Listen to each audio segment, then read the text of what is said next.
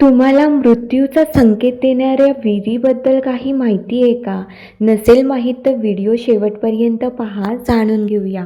वाराणसी म्हणजेच काशी हे शहर जितके आध्यात्मिक आहे, तितकेच ते रहस्यांनी भरलेले आहे.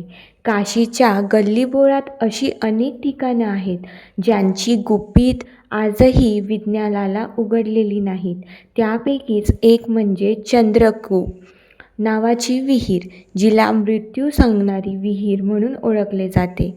मोक्षनगरी काशीमध्ये मणिकर्णिका घाटाच्या जवळ असलेल्या सिद्धेश्वरी देवी मंदिराच्या परिसरात एक प्राचीन विहीर आहे.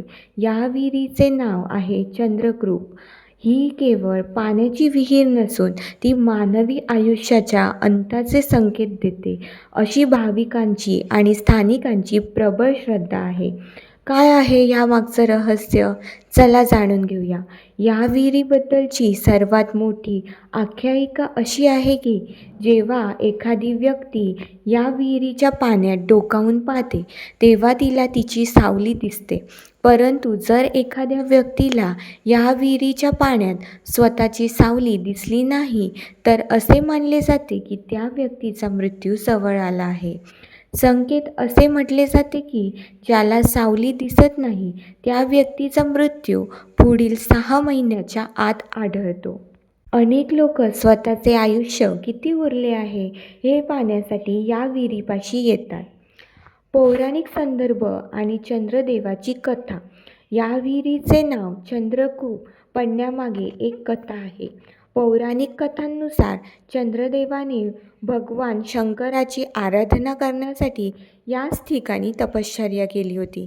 चंद्रदेवाने येथे एक शिवलिंग स्थापित केले होते, ज्याला चंद्रेश्वर महादेव म्हटलं जातं. त्यांच्या तपश्चर्येवर प्रसन्न होऊन शिवाने त्यांना आशीर्वाद दिला आणि या विहिरीची निर्मिती झाली. असे मानले जाते की या विहिरीच्या पाण्यात आजही विशेष शक्ती आहे. वैज्ञानिक की आध्यात्मिक दृष्टिकोन.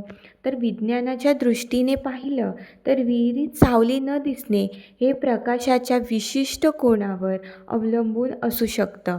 मात्र काशीमध्ये येणारे भाविक याला विज्ञानापेक्षा महादेवाचा संकेत मानतात.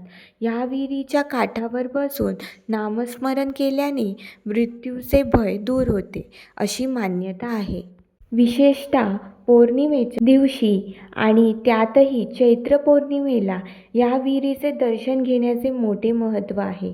या दिवशी विहिरीची पूजा केल्याने मानसिक शांती मिळते आणि चंद्राशी संबंधित दोष